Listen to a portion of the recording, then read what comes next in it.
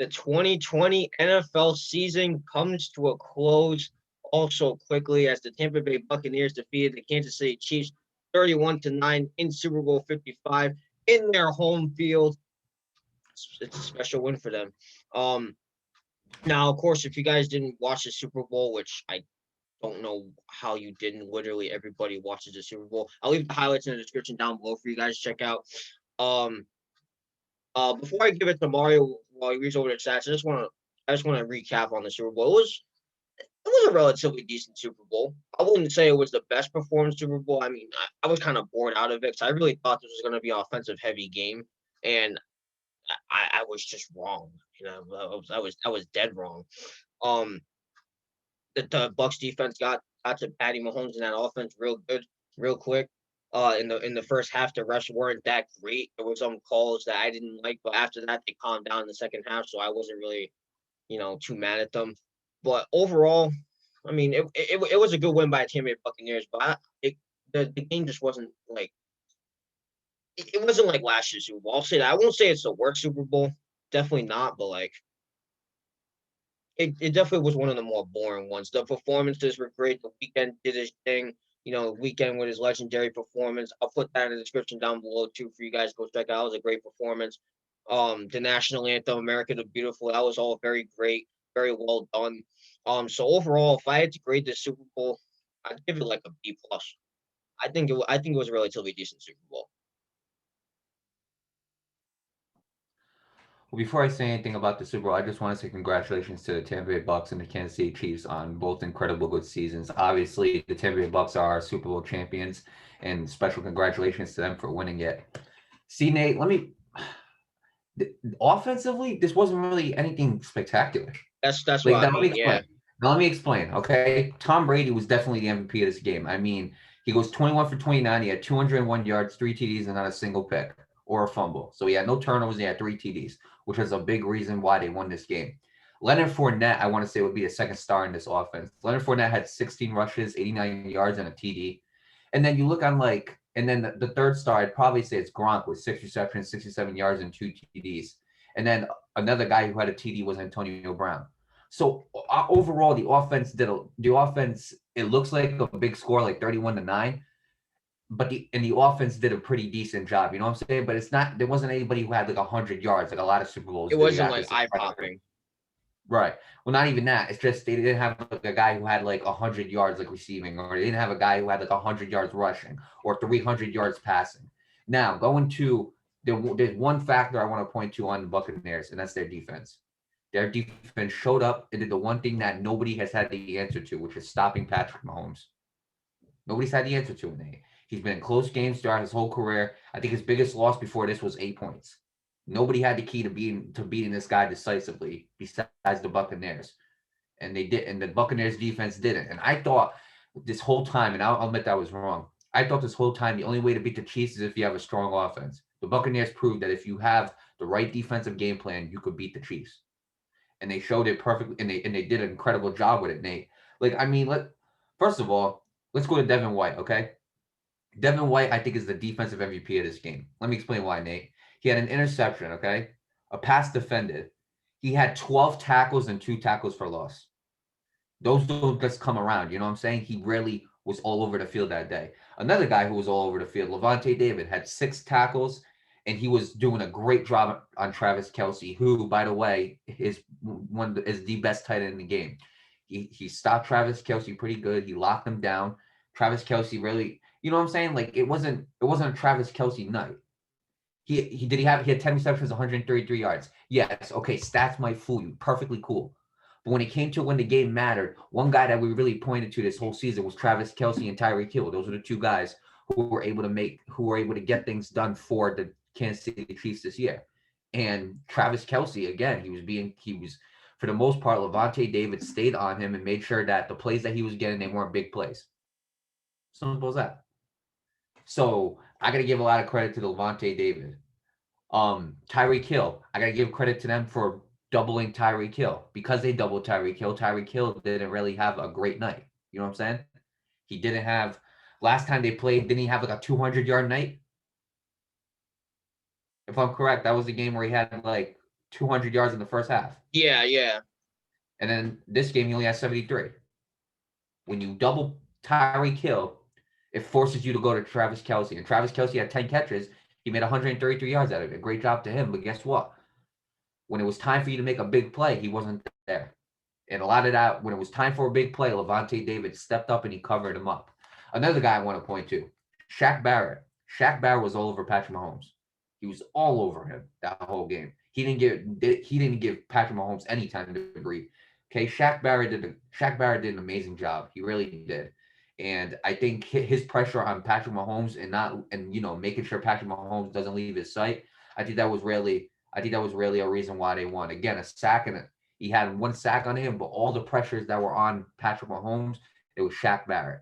You also got to realize Patrick Mahomes is a very tough guy to sack. He's a very hard guy to sack because he's always scrambling. He knows exactly when to throw away the ball.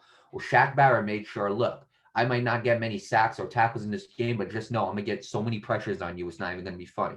And the guy who was there to pressure Patrick Mahomes the whole game was Shaq Barrett. Now, Patrick Mahomes did throw 0 TDs with 2 interceptions, but what I commend the most about Patrick Mahomes is he had that like never give up mentality throughout the whole game. You could see it. He almost made two of the great. I'm going to say this right now. He almost made two of the greatest throws in NFL and Super Bowl history in 2 straight plays. I There was the I one would where just Shaq Barrett astonish. spun him and he threw it 40 yards, and there was the other one where he was in midair and threw it like a knight and threw it again into This the end dude's zone, right to the body was guy. like picture yourself like laying on the bed, guys, right? But you're in the air and your arms just slinging out like nothing, tossing out. That's literally what he did. Right. And it shows you how talented of a player Patrick Mahomes is. But the thing that I commend the most, the two things I commend the most is Brady's ability to just take over a field offensively and just pick apart flaws in a defense like it's nothing. And the Buccaneers defense in their ability to just pressure Mahomes the whole way and make sure that Tyreek Hill and Travis Kelce don't get those big plays. You know what I'm saying? Because I guarantee you can ask Travis Kelce and you can ask Tyreek Hill. And I mean, I don't know them too much, but I guarantee you they want to win. And if it was like a game where they had 3 receptions, 30 yards, but that 30 yards they also had a TD, and that TD was the game-winning play, they'd probably want that over the 133 yards. You know what I'm saying?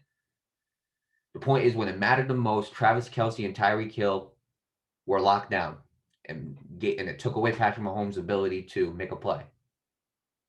So, I mean, now with that being said, let's be real, Nate. We're looking at a 7-time Super Bowl champion. I didn't think it was going to be Michael Jordan winning 6. That was what we thought was the bar right there. I mean, Bill Russell had 11, but again, it wasn't compared to Jordan's 6 because back then, the NBA had like only 8 teams. But we got to credit Bill Russell where credit's due. He won 11 championships regardless. But besides Jordan and Bill Russell, like Tom Brady's the other guy. And I'm going to be honest. I'm going to say it right now. A lot of people might dislike this opinion, but I don't care. Not athletics-wise, not ability-wise, okay? Because there'll never be another Michael Jordan. But professional I think Tom Brady might have just became the most accomplished professional athlete to ever play in sports. I'm going to say that right now. You can agree, you can disagree, but I don't think you can argue with this. 7 Super Bowls. He's been to, almost half his career, he's been in a Super Bowl. He has won I think he's won 13 AFC championships, 13, 14 AFC, 14, something like that. And he's got an NFC championship at that too. And not only that, this Super Bowl I think is very important because you also got to realize he has beaten potentially 3 future Hall of Famers to get there. He had to beat Brees to get there. He had to beat Rodgers to get there, which I believe those two will be future first ballot Hall of Famers. And he beat Patrick Mahomes there, which by the end of his career, I do believe Patrick Mahomes will be a Hall of Famer. So you really think about it, he beat 3 future Hall of Famers or potential future Hall of Famers, whichever way you want to look at it, to make it there. And honestly, I gotta give Tom Brady a tons of amount of credit. And he's playing until he wants to play until he's 45, which I think is insane. But if anybody can do it, it's Tom Brady, knowing how his love for the game and how he is able to keep his health so 100% every time.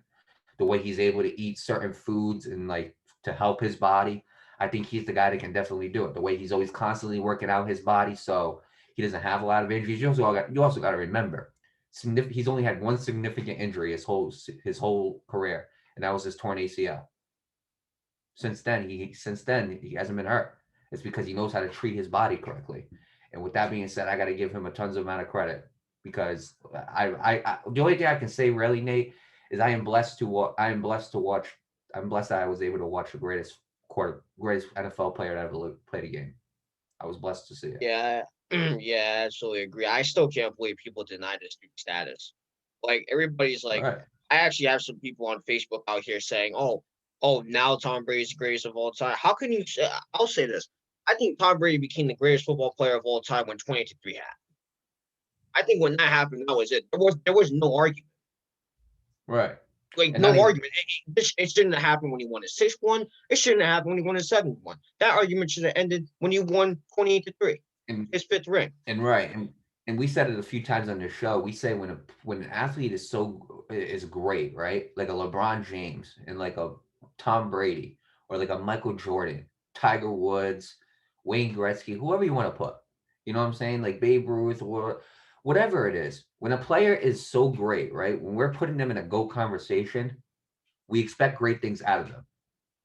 So even though as great as Mahomes is, if we're gonna call Tom Brady to GOAT, and we make that prediction that the Bucks win, which we did, the reason why we made that prediction, number one overall, is because we expect GOAT things out of Tom Brady. Patrick Mahomes, he's like almost impossible to beat. Well, let's have Tom Brady give it a shot. And Tom Brady did it. Why? Why? And the Bucks did it. Why? Because Tom Brady, again, is the greatest player in NFL history. He might be the greatest sports athlete in history. Not like ability wise, because again, he's not really good at running, and that's still a bat, and that's still how we bag him. He can't run, which he'll never I don't think that'll ever change. It's Tom Brady, but like accomplishments wise, you can make a case as Tom Brady being the most accomplished. Absolutely. You can make it a case that he's more accomplished than Michael Jordan. You could make that case. If somebody wants to say Michael Jordan, I ain't got no problem with that. But you can definitely make a case for Tom Brady now, since he's got that seventh ring. He has more rings than any other franchise in NFL history. Like, just think about it. I really haven't heard anything. I really have never heard of that before. He's played for over, I think he's going to be entering his 23rd, 24th season. It's No, I think ridiculous. like his Like, not many 21st or people. something like that. 21st? No, Oh yeah, yeah, something like 21st. Got that. it. Yeah. Yeah, my bad. He got this is gonna be 2021, 2022, 21st, 22nd season. It's gonna be his 21st, 22nd season, which is ridiculous. Not many people last 20 seasons. For him to go Especially not in further in this that day. wants to play till he's 45, which if he does will be his 24th season. Like, it's something incredible to watch. But we expect greatness out of great players. And even though Patrick Mahomes is a great player, Tom Brady, I just think overall what he's accomplished in his career has gone to the absolute height of the greatest you can get and has exceeded it every single time. So when people talk about, it's Patrick Mahomes, you really can't bet against him because he's so great. Think twice, because there's a guy named Tom Brady. He's done it, and he's played so many great offenses before. He's played so many great teams before, so many great defenses. He's seen it all in the Super Bowl, which is why I would have picked. That's why we picked. I know damn well you and me know that's the number one reason why we picked him right there. It's because of him being Tom Brady. It's hard to bet against him. But I mean, Not to mention, I'll say if this. there's Like, anything you want, I'll say this. Like, I mean, this was a total beatdown for the Chiefs and Patrick Mahomes and all that. But you and me were just talking about this before we started. That I think this is what the Chiefs need. I think this is really what they need, because ever since Patrick Mahomes stepped on that field, when he first stepped on that field as their official starting quarterback, they have never had a loss like this, ever, never. right? They needed this, because now it gives them the motivation. Like, oh yeah, we went 14-2. Yeah, we were like the best team in football, hands down. But this team just like picked us off like it was nothing. So now you go Right. back to the drawing board, right? I always say it: you can't succeed without failing. It's as simple as that. If there's no success without failure. Simple as that. You're gonna fail at some point down the road. But the great thing about failure is that you get to learn from it. But what's really important about it is if you really apply those lessons into your success. That's why I Right. think the Chiefs And need this because, like I said, they've never been beaten down like this. So they need to really look at their offensive playbook, their defensive playbook, and be like, all right, this is what we have to fix. So our weaknesses don't get exposed like that, and like you know what I'm saying? hmm Right. And before we before we get off this topic, before I give my last thoughts, I want to before we end this, there were some good that some of the Chiefs players did. Yeah, Okay, it's not just all bad. Like Damian Wilson had 10 tackles and a tackle for loss. Ben Nyman had 9 tackles. Frank Clark had four total tackles and a sack. So honestly, oh, and yeah, and he had 2 tackles for loss as well, Frank Clark. So honestly, there were some people on that defense that contributed. Like we said, Travis Kelce had good stats: 10 receptions, 132 yards. Good. Okay, you want to call that a good game? Good. The reason why I don't say it was a good game is because it wasn't a game where Travis Kelce was like doing everything and they were still losing. You know what I'm talking about? You know those games where like a player ends up going like for instance, we'll take Tom Brady when he lost to the Eagles. You remember that game where he threw like 500 yards in a Super yeah, Bowl and he yeah, still lost? It wasn't one of those games. We weren't saying, wow, Travis Kelce is doing everything and this team keeps on losing. If anything, we were talking the way if we were talking like that, it was to Patrick Mahomes. It was about Patrick Mahomes.